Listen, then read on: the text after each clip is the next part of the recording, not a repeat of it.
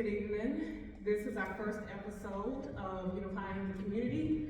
I want to first thank my panel for coming out to support us today in regards to issues within the community that I feel candid conversations should be had in hopes that we are able to maybe change perspectives, change behaviors. Hopefully that the community is able to see some of the errors of our ways as far as how we used to be and how we are now. So today I do have a panel of guests in place, of course, for individuals who have watched me on platform. I'm Chrissy, CEO and founder of Chrissy's Place of Refuge. And of course my panel is quite long today, as you can see. So we're gonna start from my left. Yes, you. And we're gonna work our way down to my right in regards to introductions, and then we'll get this ball rolling. My name is David Wilson Jr., licensed clinical social worker, psychotherapist, working with the Armstrong Center for Hope. I'm happy to be here. All right, I'm Coach A, owner and founder of DNA Training and 707. My name is Kiana Fox. I am a peer support director for a mental health agency, B&D Integrated Health Services. My name is Rosanna Fields. I am just an assistant to Ms. Scott. My name is Damon Fields and I'm a guest of the panel. I am Chandra Morgan, and of course assistant with Christy. I'm Chrissy. I am Crystal, and I am a financial assistant here at Chrissy's Place of Refuge, as well as an investment broker. My name is Shaq, and I work in youth mentorship. Awesome. We have a lot of individuals whose professional background exceeds. I'm gonna leave it at that. So of course, I did come up with the topic of unifying the community. I feel like there are a lot of issues that's in place that's plaguing our communities. My hope was to bring the community together, to have candid conversations, to address all issues ranging from mental health, ranging from maybe relationship dynamics that may be plaguing the community, and maybe any other personal concerns that individuals may have. It is definitely an honor to have individuals from all perspectives, ranging from clinical therapists all the way down to just individuals that has lived life to the fullest, and they know the ins and outs of life and what life can do if decisions are not made in a way that's effective. So I guess my first question, and I guess I want to bridge it back, guys, okay? Bridging it back because I feel like everything starts at youth in regards to mental health, because, children are born is a clean slate, right? I always consider them like computers. The more that we download and expose them to, the more that it can either change them in the right direction or the wrong direction. So in regards to that, I want to go straight into parenting, if that's okay. What common issue do you guys see in regards to parenting in comparison into when things used to be back in the day, maybe 10 years, 15 years ago, maybe even 20 years ago, or maybe, let's just go back to when our parents brought us up, okay? All the way until now, what we see as far as parenting in the new age era. What is a common issue that you guys see that seems to be sort of shifting us down the road? Everybody trying to be friends with their children instead of being a parent. Absolutely. One of my things that I notice a lot dealing with, being in the school system, dealing with a lot of the kids is their babies raising babies. The grandparents are a lot younger, the parents are a lot younger. So they haven't experienced everything yet to be able to teach their kids what not to do or to give them their life experiences because they're still living their life as well. And that's the only thing that I'm starting to see is when we reach out to these parents are 20 years old and the kids are already 30, like it's crazy, like they're getting younger. And the grandparents aren't hands-on like they used to be because guess what? They're still trying to live their lives. I've seen instances where a grandmother said, "Don't bring her over my house, I'm going out this weekend." My grandmother never went out. Even when she worked, guess what? If we were with her 9 times out of 10. And those days are long gone. I don't even know how to get back to them, to be honest with you. It's not something. So I would go along the lines of social media raising children. I think a lot of parents have just became comfortable with allowing their children to have devices, and that's what's losing. It's a babysitter. As long as they're quiet. Well, I wanna touch on the grand base of things. When our grandparents and parents were raised, they come from a level of trauma and that they would put upon because a lot of them are less educated, and a lot of have to deal with a lot of stress because of financial woes, and so they took on the trauma of their parents, and it was passed on to another generation of our parents. And then with that happening is we had a level of people saying that I don't want to do my kids like my parents did us. And what has happened is that when you do that, sometimes you lose a level of respect from your kids because you loosen the belt too much on them. Not to say you have to physically attack your kids or whoop them or physically hurt them, but you can sit them down and have conversations of consequences. And what happened is we loosen that brain too loose to where now they look at us as a friend more than they do a parent. And then sometimes we have to remind them, hey, we're your parent, but not your friend. And another thing, instead of disciplining children, they're rewarding their children. And how are they learning when you're constantly fighting just to shut the kids up or keep them out the way, pretty much is what they're doing. You know, and I think it's sad, so they're like, okay, gimme. They don't know, what they need to do to earn these things. They think it's supposed to be given to them. They don't have to work for nothing. So then they got these disrespectful kids, but you're supposed to do this. You gotta do this. You've been doing this, et cetera, et cetera. So they feel entitled. Now, I'm not a parent yet, but I will say one thing that I feel like we have lost over time is that saying of it takes a village to raise a child. Before you might go outside get in trouble and lay down the street, you might, say something to you, make you spank your bottom. But this day and age, somebody do that. Parents want to fight. So I think we have really lost The village. that value in that statement that it takes a village to raise a child. Well, to piggyback off of that, as far as like you said, it takes a village. It does, but when society is creating a new society where you take the village away because if someone disciplines you and you're offended, then you can sue them. Or if you feel some type of way about what they said to you or your child, then that's a problem. So, like I said, we're going down a rabbit hole that we're not going to be able to come back from. And it's sad, like I said. Crystal, you're right. We used to get beat by our neighbors because they already knew either our parents were at work and they knew how we were raised, they knew our background, and they weren't going to let us do the things that we weren't supposed to do when our parents weren't around. But nowadays, you can't be disciplined by anybody, not even your parents, because now kids are suing their parents. Or, attacking their parents because of their being disciplined, because like I said, it's a sense of entitlement now. It's just crazy, and it's going the wrong way. I think one thing that I have seen shift from the time of my childhood up until now is the fact that we used to rely on the elderly for wisdom and knowledge. And now it's this old person don't know what they're talking about, or, I don't have to listen to anything you say, when, we used to look wisdom from elderly as a way of knowing exactly what we're gonna face down the long haul. So if we know that there's 3 or 4 pits that we're coming up and we're running this race at a fast rate, I don't want to fall in the same pit that my grandmother, my great-grandmother, my grandfather may have fell in. So their wisdom and knowledge helped to direct me, okay, this is something that you're getting ready to experience in life. Let's divert from here. Let's go a different path. Nowadays, it's a disregard for the elderly. The law, nowadays, they don't even have respect for elderly. Even just walking down the street and understanding and having patience with the elderly, that shifted as well. So it blows me, blows me is not the correct word, but hey, we're adults here.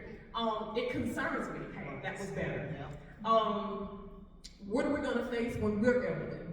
When we're hitting 55, well, I'm about there, but not quite. way, but when I get 65, what does that look like for me when we have these kids that have sort of spiraled down the wrong pathway and they come across us at an elderly stage?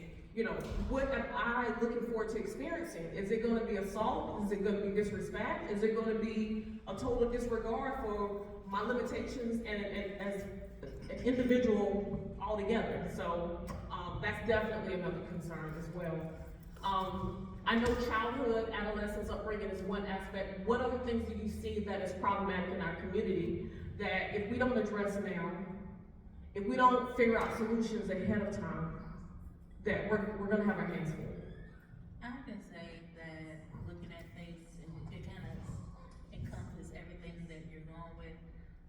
We have gone from being a collective to being an individual. It's about me, I, my. I'm my own person, and I even had a gentleman say, you know, why should I set myself on fire to keep everybody else warm? Well, you know, you wouldn't have to do that if we all work together. You know what I'm saying? No one's asking you to like set yourself on fire, but we are asking you to pitch in. You have the mindset of be mine. I'm me. I'm not like nobody. We don't want you to be a clone, but we do want you to have a sense of let me just help out just a little bit, Like you were saying, we don't listen to our elders. Well, we take our elders and we stick them in nursing homes where they used to be in the home. You know, you go over your grandmother's house, your great-grandmother there. She has the kids. Mama dropped the kids off, go to work. The kids are with the grandparents and great-grandparents, and they're imparting their knowledge. You know, people used to talk about, well, I sat on the porch and shook beans with my grandma. Okay, well, yeah, that's a little country, but yeah, that's what we did. Or we were out, like you said, out in the garden, or my grandma taught me how to crochet or whatever. She taught me how to sew. But if grandma's in a nursing home because you don't want to deal with them, or y'all don't want to work together to take care of grandma or take care of granddaddy, then there's our knowledge. We're shipping our knowledge away. And there's no one there to impart that wisdom, because nobody's going to go see them in the nursing homes. If y'all go to the nursing homes now, you have people crying because they're just happy somebody showed up. But they got 10 kids, and don't nobody come. Just throw them away and forget about it. Right. Yeah, I think a lot of them don't realize the magnitude of throwing them in the home and forgetting about them until life hits them at a different angle. Whether it's an illness, limitation in regards to physical, that they see how people move differently, and then now they understand, like, oh, now they're upset because no one's showing them the compassion that they wish they should have showed someone else. I think just shifting just a little bit, and I think I'm gonna shift this towards my clinical staff and some of my mental health clients, panels. No one's a client here, my apologies.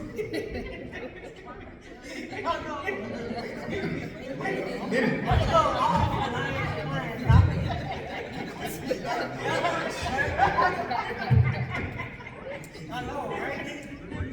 Listen, I have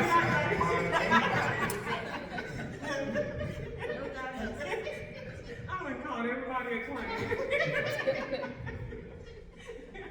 My fault.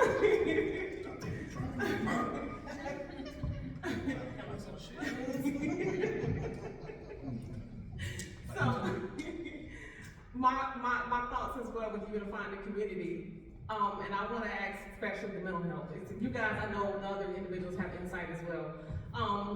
What do you guys see as far as the growing number of mental health individuals in comparison to how mental health used to be then and where it is now? And it seems like there is, what word? I want to make sure I'm using my words correctly. It seems like it's spiraled, the number of individuals now seeking mental health. I know back then faith used to be a strong aspect in helping people overcome.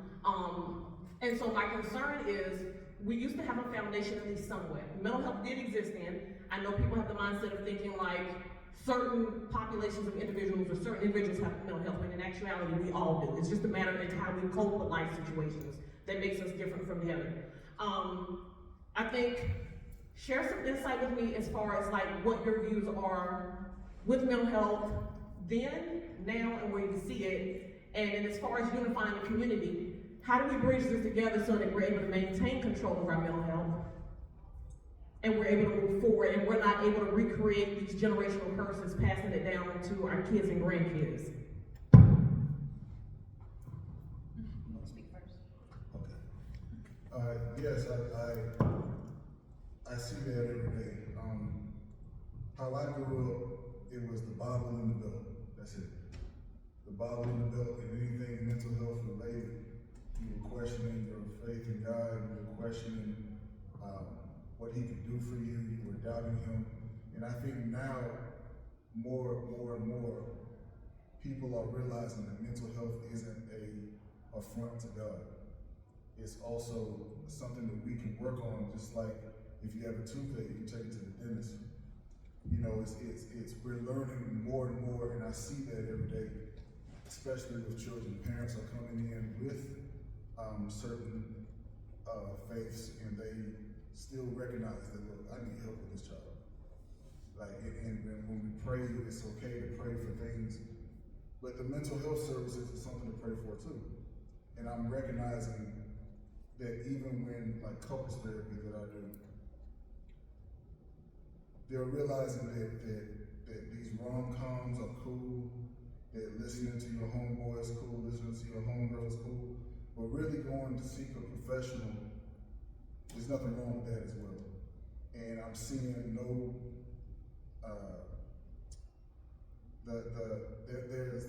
there's less pushback nowadays. When I first started in mental health, it was, I don't need this, you can't tell me what to do. Are you married? Do you have kids? Are you married to her? You don't know. But now it's more open because people are really struggling. And it's easier now to tell people that you're struggling than it was back in the day. I was told to be quiet, that you couldn't cry, that you couldn't do this, that you couldn't do that. Now more and more people are like, open up. Please open up. And we're noticing that now, so it's beneficial. And I'm noticing that more and more. So I think growing up, I will agree that faith was just it. It was just the thing that, you didn't talk about how you felt, why you were feeling this way, and I think it's a stigma around the Black community as it relates to mental health. And so now what we see is that's been taught over years, and now people are just breaking, and they're like, I can't take it, I'm overwhelmed, I'm stressed out, I don't know what to do. So now they're seeking that help. And when I first started in mental health, I started working with children, and I worked with children for 6.5 years, and those same children that I had when I worked with kids, I have them now as adults in an adult program. So I think families not being open and saying, hey, this is a concern, and not using the resources that's available to them, immediately continues to impact our communities. And that's why you have these shootings at schools, and you have just all this violence and just different things and various things that go on because nobody knows how to control their emotions. Nobody have any conflict resolution skills. Nobody have any anger management skills. And so it's explosive. And that's why you see more mental health institutions going up. You see a lot of people going into business for mental health. Now, where do I think mental health is going? With this new election, I'm not sure where we're going, but my hope is that people continue to seek treatment. That's the hope, that people continue to seek treatment because I think we all have traumas that not been resolved. Exactly. And it's sort of bleeding down the pipeline through our children. We have initially trauma that started off, with our forefathers, and those have sort of passed on, but there's new traumas that's been created just from us just living from day to day, things that I think a lot of individuals have the tendency of pushing back and suppressing and saying, it'll be all right. It's good to have that type of motivational piece to have, saying, I'm moving forward, it is gonna be all right, but at the same time, if you're not addressing the root cause, of why you're struggling in the first place. Right. The chances of you repeating that same cycle is high, right? So, I wanna take pause, I wanna see if there's anyone in the community that has questions that they wanna ask, or if there's anyone on the panel that has questions or insight that they wanna offer on the panel, that would be awesome as well. I do. Okay. I don't know if y'all paid attention to the news this week. There was a young man that killed his mother, his girlfriend, and himself. They detailed it very descriptively how they told people he tried to kill himself 2 days before. He shouldn't have been on the street. Slipped through the crack. And this was happening a lot with people. They're slipping through the cracks. And what I notice is we as a community, if we see something, we gotta say something. We're scared to intervene with people. There's a young man that walked around my neighborhood, my wife can attest to it. He has mental health episodes. We seen something, we said something. It could have been a situation where the police could have came up and took that young man or shot that young man. Because as my wife described him, to me, he had one of the neighbor's cell phones. And they could have said he took it, but it wasn't the fact that he took it, he found it. So we as a community got to create a safe haven for folks that we see that are going through it. Also, what I've noticed is people with mental health issues masking. They're doing a lot of masking. You see people say, well, I'm okay. And then you have to go back and ask them how you really feel. You know, we do that in our house a lot. You know, we make it a practice. It may be something solidly I don't want to dispel at first. I may take a minute, and then if she come back again, I may say, well, I had this going on, or I had this going on. And she can feel it, you know. And as people in the community, as we see each other, we need to just check on each other. Because I don't want to see anybody experience what that family experienced, because that husband was on the phone when he heard his wife get killed, and his daughter. So that's just a little something I wanted to dispel as far as what's going on with mental health and what I'm seeing with, you know, young and old. Young and old. I don't agree with that. Again, mental health, again, we're having this unifying the community, but, you know, changing the perspective on things, you know, unity starts within home, and it branches out into the community. My heart goes out to that family, you know, and not only to that gentleman, because if he displayed those signs, that was his way of reaching out for help. You know, some things doesn't always come out verbal saying I need help. Sometimes it's just the way you display yourself. Sometimes it's the way you talk. Sometimes it's nonverbal. I work with clients regularly, platform-wise, and some of them, they're visual, where I see them, talk to them, and even still, that's a barrier because I can see my clients face-to-face, but as a therapist, I also pay attention to those nonverbal behaviors. You know, the leg tapping, you know, are they fidgeting with their fingers? You know, those things can be totally disregarded because you're so focused on what they're verbally articulating. So that's definitely a major piece. I think, and I know Kiana and Reginald and a few others, you guys work mental health as well, and then even still, us, we have family members that have mental health issues. That is not just something that is connected with us as well. My personal belief, and I'm probably gonna get in trouble for this, but I'm gonna say it. I think there has to be a whole revamping of the system and how they address mental health issues. And the reason why I say that is how many times do they display behaviors like how Mr. Damon stated in regards to behaviors for 2 days. What do they do with mental health, Reginald and Kiana? They will, if they come in and they present with mental health prior, suicidal ideation, and then they go in and they're hospitalized, if that member presents normal and says there's no threat, you know, they're back out in the streets. And then there's other individuals, I hate to say it, I'm gonna be honest because I work in the field, I've been doing it for years, but if the client is too aggressive, if they're too much to handle, then it's let's get them out the door. But now you've disposed not only this particular client, but the community at risk, because of your inadequacies, and I hate to say it like that, but it's the truth. So in order to unify the community, I don't know if it's readdressing of counseling, I don't, of skill sets within professions to teach them to be better equipped. I don't know if it's limiting certain people in certain environments, because if we all have limits, you know? If my thing is, as a counselor, if I don't like dealing with men that's verbally aggressive, maybe I need to change my setting and work with maybe children in aggressive settings, if that intimidates me, if a man is aggressive. So you have to know your limits in regards to working with people, because if you're doing it for a paycheck, and your limits is causing harm to others, you're not unifying the community, you're destroying the community. Question. Sure, Or the statement. mic? Oh, no. I'm good. We just want to make sure that everyone can hear it. I don't like it. Yeah, Are you coming to me? coming right to you. Mike, here's you. Okay.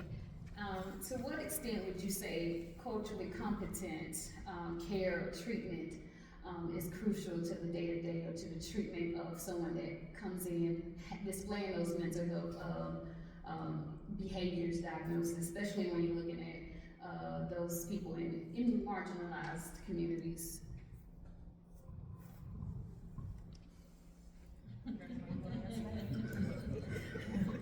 I think it's extremely important. People want to see who they see in the mirror, and oftentimes they don't. So that is a huge question, because a lot of us grew up, you know, on this panel similar, and when you're in an office with someone that you know has not grown up like you, you're less likely to open up.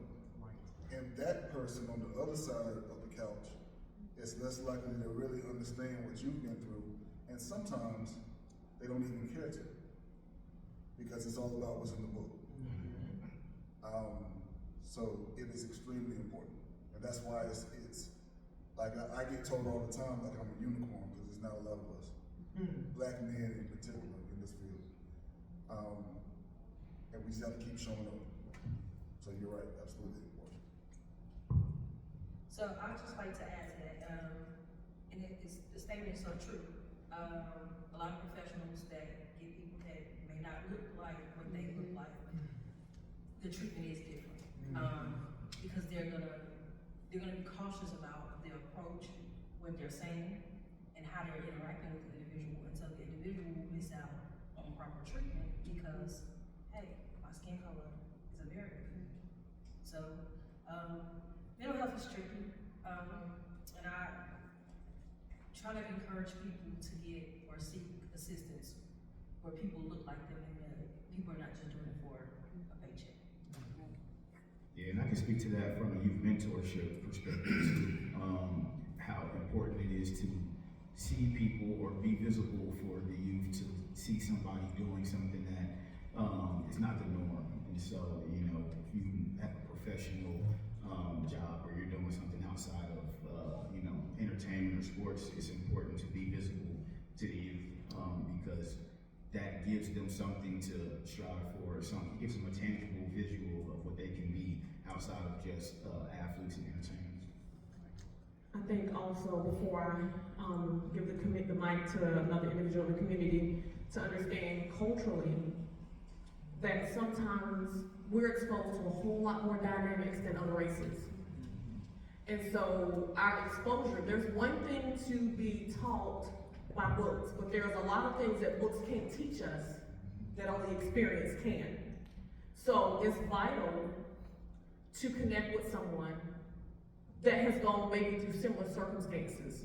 You know, if you've never gone through the depths of knowing what hunger is and going without food for days, someone that's in a corporate position, how would they know what that feels like? The compassion is gonna be different. You know what I'm saying? So connecting with someone who, you know, I used to be in similar situations like you. I used to go without food for days. I used to, you know, not have heat. Your compassion, your experience in regards to what you went through, because you've overcome it, you know? So you're gonna get better outcomes. book thing is a good thing. I'm not gonna knock that. Education, listen, youth, I don't want nobody thinking like, oh, I just need the experience. I don't need books to understand certain aspects. You need experience also. You need education to coincide with the experience so that you can gain better outcomes. All right, we have another question. For me, I still think that mental health and getting mental health help in the Black community is still taboo, especially when it comes to our Black men, because they are taught that if you seek help, if you're vulnerable, then it's a sign of weakness. And so, what do you think that we can do as a community? And I know it has to start within the family, but oftentimes, like I said, within the family, you're taught a man is not supposed to be vulnerable, a man is not supposed to seek help, a man is not supposed to show emotions. So how do we get it out on a more larger scale that that's just not the case, that, you know, being able to take care of yourself mentally is just important as to being able to take care of your family financially and emotionally, because if you're not right, then how can you lead your family? How can you be strong? And that it's okay to seek that mental guidance, just as you would go to the gym to get your body strong. You need to go make sure your mind is strong. And so how do we get that out on the larger scale in our community? You know, letting our men know that it's okay, like seeking mental health, getting what you need is a sign of strength, not weakness. Well, if I can kind of semi-address that, as far as myself dealing with the youth and coaching, what I see is a lot of youth not being able to express themselves and trying to find a way to express themselves by acting out in school, by not doing their work correctly just because they're trying to seek attention. So the programs that I have created for the youth is sort of like on the lines that we need to create for, like you said, the Black males, because they don't know how to reach out for help, because like you said, there is that stigma and they're afraid to. They don't want to seem weak. But for me, I just feel like everything doesn't have to actually go through, you know, like mental health. Like for the youth, what I have learned is with the kids that act out in school, I give them a different outlet. I give them incentives to play sports, to play 7-on-7, to train and work out, and that gives them that outlet to get that extra energy out, or to seek that one-on-one attention that they need that they're not getting.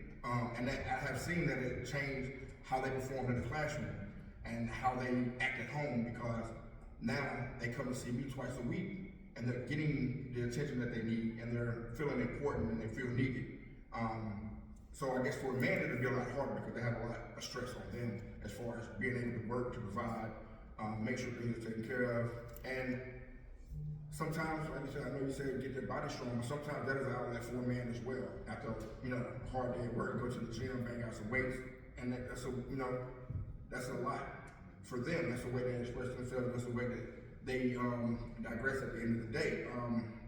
But it is a stigma, and that is something that I, per se, don't know how to answer. But I know in the youth, sometimes just trying to find another outlet for them, because a lot of kids don't like to talk to people. They won't talk. Some people they don't know how to talk to certain people. And like you said, you have to show up like them and give them someone that they're familiar with. And that's why sometimes building those relationships is just, like I said, trying to provide a different outlet for them that will work.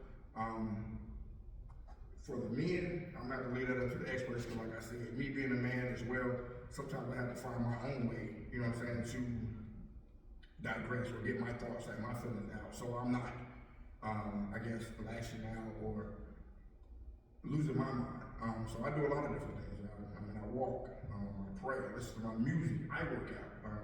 And like I said, as long as you, and I hate to, you know, pick and pack between the professional side of it and the faith side of it, but, you know, staying prayed up and just reading the word, sometimes you get a lot of clarity from that. But you still need to be able to express yourself. There's a lot of people, you know, a lot of geniuses that say they talk to themselves. Guess what? On the car ride over here, I talk to myself. Just to get my thoughts together.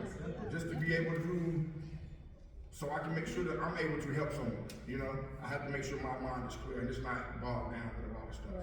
So sometimes talk to yourself and get that stuff off your chest, and then you have a clear head and you can help someone.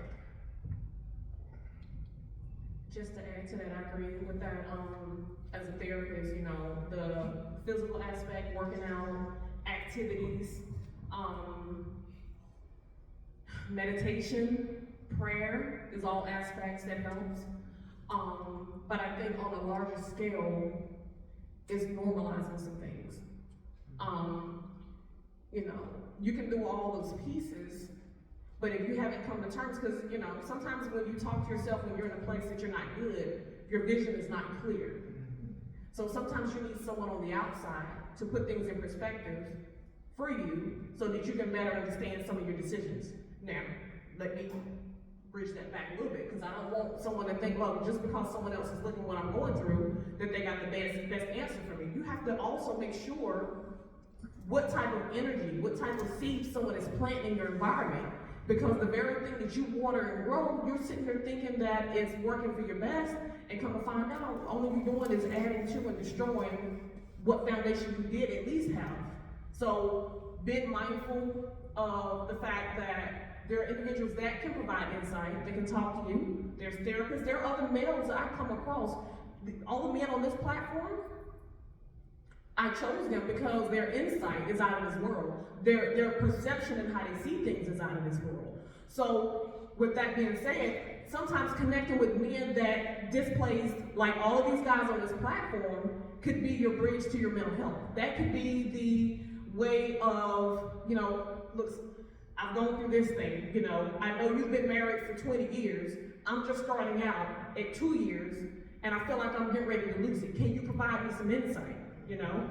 I have kids that, you know, they're disrespectful, you know? The emotional aspect of me, I want to lash out. What can you give me to help guide me? There are therapists out. They're trained now. All of them ain't good. First say that. Because I done been in some counseling sessions in this 45 minutes and they're talking about football. What does football got to do with my mental health? I'm about ready to crash out, as some of these kids say, and you want to talk to me about a game with the Redskins and Eagles? How is that going to address how I'm feeling?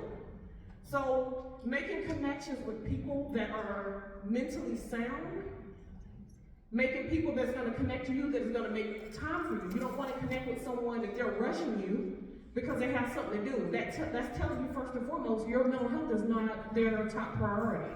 Making sure that you're able to sustain your family. You know, we're losing families left and right. Family dynamics have lost its way throughout the years. We're coming from more broken families than we do structured families. So the company you keep is going to be vital as a man, and this is me, a woman. I'm not a man. Let's say that. But it's vital to making sure that, you know, you're able to move forward and move forward in a positive direction and not a negative. Also, I would like to add, I am not in the mental health field at all, but prior to this role that I am in now, I was a teacher. And I would visibly notice that a lot of the young men in the classroom, they would be struggling and would not ask for help. Like visibly struggling and would not ask for help. I would say that it starts at home, especially when you have like those young black men. It's letting them know, like, yes, you are a man, but it's okay to ask for help. Yes, you are a man, but you're not gonna know everything all the time, and that's okay. Like, yes, you are a man, you need help too sometimes. So, you know, before they get out into the world where we already look at them like, you're supposed to do this, like, let them know that it's okay for you not to know it all just yet. You know, over time, it'll come. I definitely think that's definitely valid. I think the societal standards are put in place that if you're not able to stand on your own 2 feet, provide for your family, make good decisions, it takes away from your manhood. And unifying the community, if you throw that much amount of pressure on the man that has not experienced a lot of aspects, every man is not going to know every encounter, every experience that you come across. Some things are new. But as a woman, and I'm going to put this on me, if I'm dating a guy and I put this surrounding amount of pressure, I'm not unifying, I'm not connecting him, I'm not building him. You know what I'm saying? I'm taken away because the more that I complain about what's not been done or not done correctly, or, you know, what I wish you would do, how much of that is taken away? And if we're taken away from his mental health, in what capacity he is able to build and connect with the community? It's not there. It's not. I say women, I take our place. I mean, as together in unifying the community, partners, spouses, even if you're co-parenting, you have to be able to unify home first.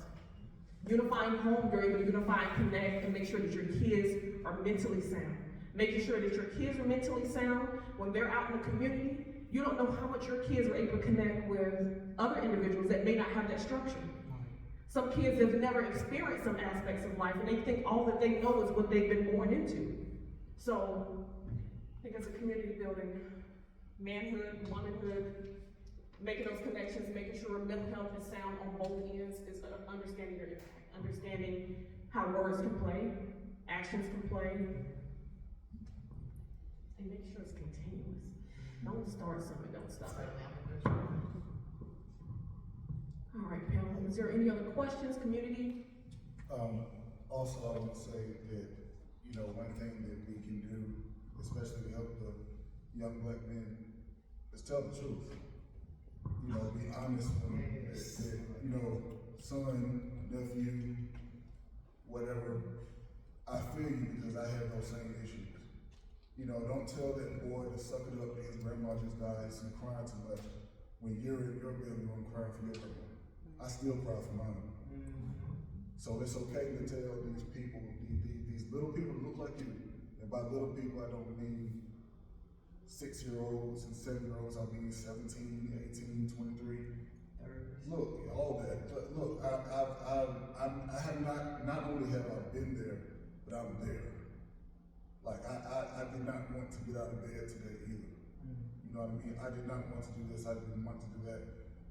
Because when we tell them, hey, yeah, you can talk to people, talk to people, we're separating ourselves from them when they feel that. Instead of saying that I need to talk to someone or I talk to, just like now, I have a therapist. It is what it is. And I have some things to work out or to be listened, I need to be listened to or whatever like that. Expressing that to people, I have no problems telling everybody that. And I wouldn't if I was talking to a bunch of 15-year-olds.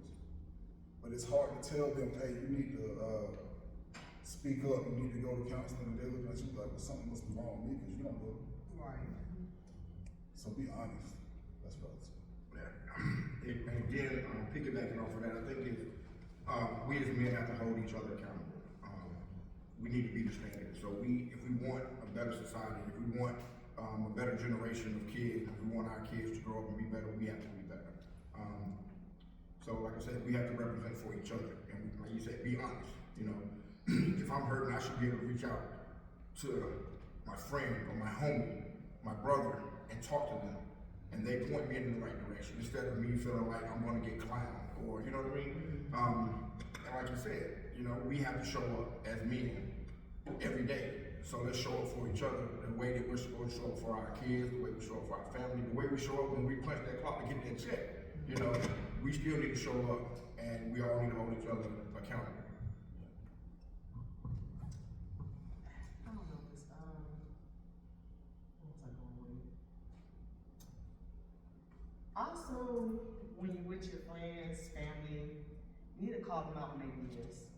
If they're not doing something right, let them know that they're not doing something right. So like, say like, they're in a relationship, been married, whatever, have children, and then they're out there taking care of somebody else's children, but not their own. You get what I'm saying? Yes. So you got people that's hanging out like, you know, how many baby mamas you got? You know exactly what I'm talking about.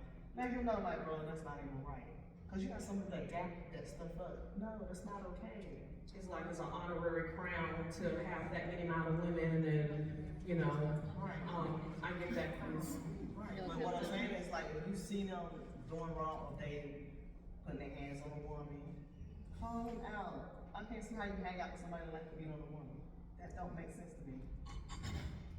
you know, do y'all understand what I'm saying? Yeah, I understand what you're saying. I think what you're saying too in so many words is loyalty comes across the board. It's not just one-sided.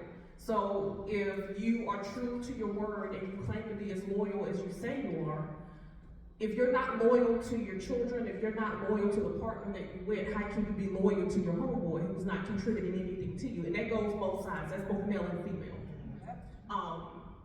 And that's a big standard to hold as far as community aspects. You know, sometimes people come from dynamics that's normalized. You know, if your father did not take care of you and he had multiple women, oh yeah, my father, you know, he was a rolling stone.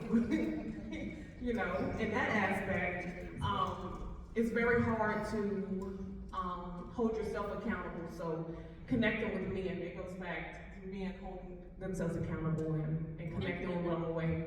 And women.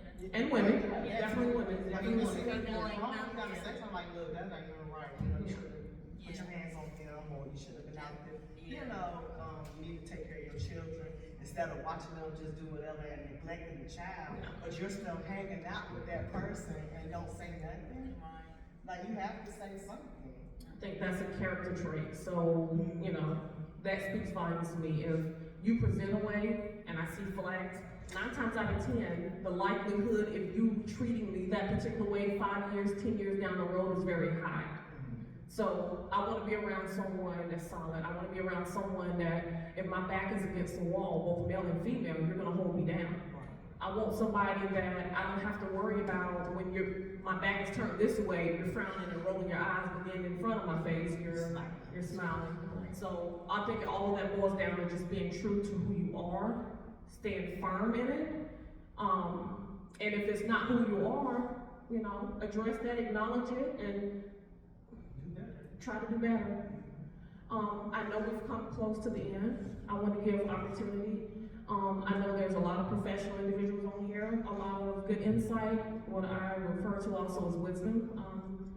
Is there anything you want to share to close things out, or? I got one cornerstone what y'all was saying. Sure. What I want to say about that is, you are what you consume.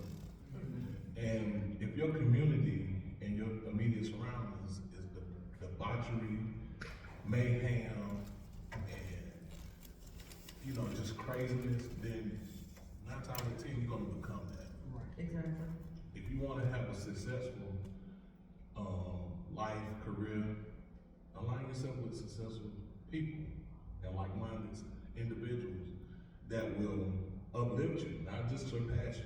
I ain't just talking about put yourself in the room with them and they just look at you. I'm talking about people that come up to you and say, hey, what are you interested in? What would you like to do? We're doing this. You wanna go here with this, or you wanna go there with this? They won't leave you standing. Because if you're the type of person I am, if I see you, I'm not gonna leave you standing. You know, and people gotta be mindful of what they put in front of them, what they watch, consume, and they hear, even what they read.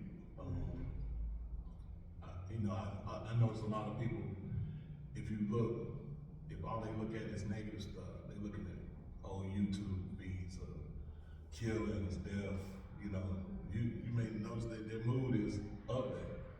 If you look at somebody that's looking at stuff inspiring, uplifting, their mood is up there. So if you want to be of that, put yourself in that situation. That'll help create a safe space for your mental health also. So, you know, just kind of be mindful of what you put yourself into. Just to piggyback off of that real quick, bro. I agree with you the whole nine with watching what you consume. I think now society has things in place that, you know, everything is financially driven.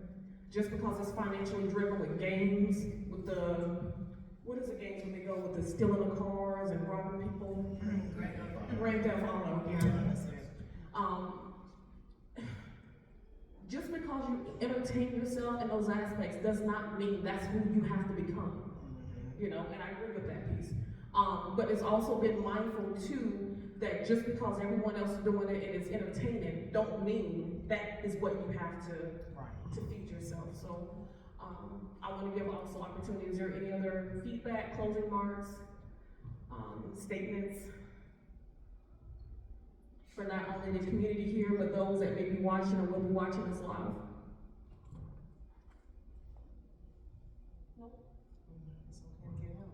Yeah, I think that's the biggest thing. It's okay to get help, and it's okay that the same thing that you go out to concerts, you go out to rap shows, you go out to staging outside for Christmas shopping and the latest shoes, that you take time to connect with people that is willing to bridge and connect mental health aspects for you to make you a better person. This forum, again, was free, offered to us. Walmart covered costs associated with it. I'm hoping to have more of these in the future, because these are events that's helping to bridge the community. It's helping to unify the community, and it's gonna help to restore the community, especially if there's things that you have never been exposed to. We're having this panel, men and women is here. You have Kiana with B&B, services. If you're in some of these local areas and you need mental health counseling, please reach out to B&B services. We also have a panel of individuals here that's connected through RHA Healthcare. Reginald, can you tell us where you're connected from too, so that individuals will know how to connect with you? Yes, the Armstrong Center for Hope and Counseling Professionals, PLLC. Awesome. And if there's any other panels on here, I know Coach A has his business with connecting with the community, and I know Mr. Shack has his as well, community aspect, and you can share that piece so individuals can connect with you. Sometimes the community say that they don't know how to connect, but here we are sharing insight, sharing contact information, so we're placing it on the plate. It's up to you whether or not you eat it or not. Well, my platform, like I said, is reaching out for the youth. All my services that I provide for the youth are free. I do this because there's a need in the community. Like I said, a lot of these kids aren't able to afford to play travel ball, aren't able to get wide memberships or to work out and play ball. Some of them have disciplinary issues, and they need to get that straight before they can even try out for a high school team. So I try to provide a structured environment for them and give them the training that they need so they can reach those goals. My website is DNAtrainersllc.com. And like I said, everything is sponsored, everything is taken care of, as long as they meet the requirements, doing the program, keeping their GPA up, not having any disciplinary issues, staying out of trouble. And like I said, it's just a service that I provide for youth so they can get better. Yep, and I work with a nonprofit called DP Life School, where we focus on youth mentorship, leadership development, and conflict resolution with the youth. So you can look us up at dplifeschool.org and connect with us that way. Awesome. Did I miss anyone else on the platform that has businesses or skill sets or anything that anybody could connect with you? They can. You can share that now. Again, I'd like to thank Walmart for financially funding this and sponsoring us. Chrissy's Place of Refuge, we're definitely growing. We've made a tremendous impact over the past 2 years. We have some things coming down the pipeline that I think is going to change a lot of dynamics. I look forward to connecting that. I have all of these people here as well as outside of the community that's supporting me 110%. So hopefully we stay tuned. We'll be sharing those updates on social media once everything is confirmed. And again, Walmart, thank you. Community, thank you for coming out to support us. We look to do more of these with you. Until next time.